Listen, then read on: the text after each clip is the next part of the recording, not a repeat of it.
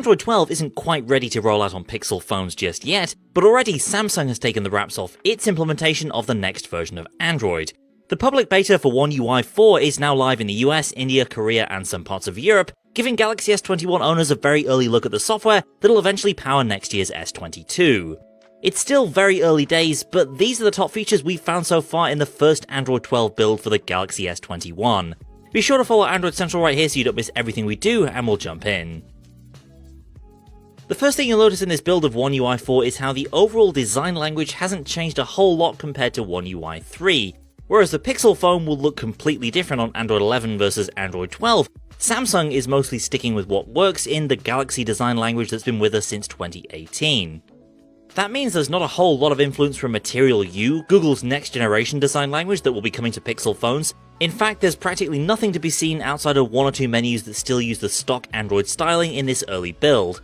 The most noticeable change, I think, comes in the form of these new style widgets. They're rounded, of course, as all widgets now are in keeping with Android 12's design language, and represent a bit of a break from the old squared off or borderless widgets of old. In particular, I really like these new look widgets for the Samsung calendar, which goes along with some of the other design changes we're seeing in that app.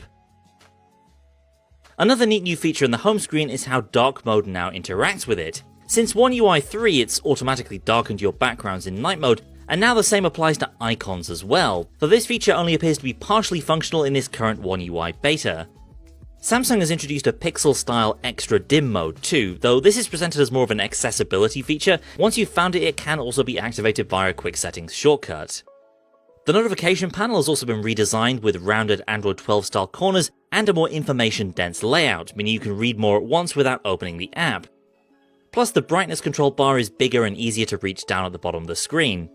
And there are some new visual changes to charging your phone too, with a bit more colour than before to indicate how fast the phone is actually charging. The One UI lock screen has some minor tweaks. There's a new widget for the Samsung Voice Recorder app if you've got that installed, and it's now possible to change the output for music and other audio, for example switching from Bluetooth to the built-in speaker. There are a handful of new features for the always-on display as well, like the new animated stickers. There are a bunch preloaded, or you can use a GIF, sticker, or AR emoji.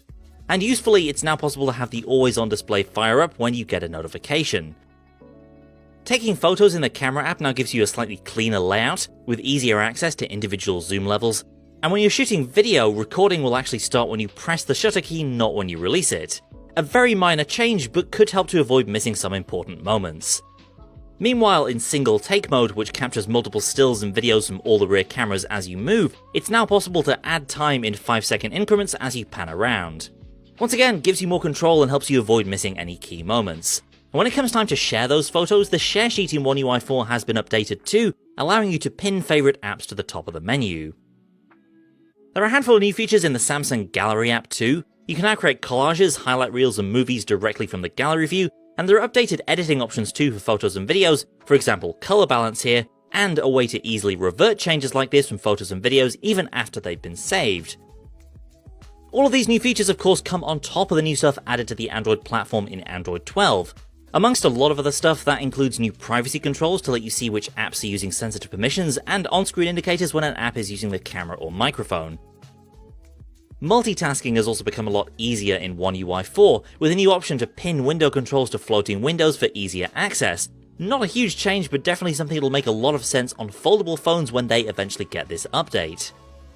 And while battery life doesn't seem to have changed significantly compared to One UI 3, what we are noticing is the redesigned device care screen, which now shows battery or security concerns right up top.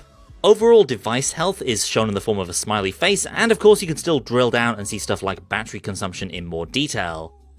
And finally, one feature that doesn't seem to have been documented in the One UI beta so far is eSIM support. Some countries already had this on the Galaxy S21 on Android 11, but updating my US unlocked S21 Ultra to the One UI 4 beta has unlocked this feature.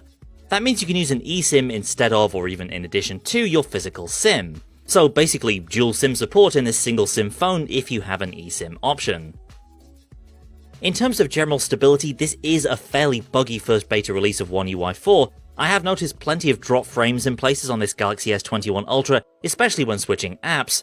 And every app will also require you to approve it to send notifications once again the first time you start it up, which not totally clear if that's a bug or not, but it is kind of annoying. What is clear though is that everything is a bit rough around the edges at this stage, and hopefully we should expect things to get a bit more stable in future builds. So that's it for now. These are the top new features we've found in One UI 4 beta so far, but obviously this is still very early days, so keep following Android Central right here for coverage of any changes in updated One UI betas as they roll out. And of course we'll have our full review of Android 12 coming for you very soon. Thanks for watching, and I'll see you next time.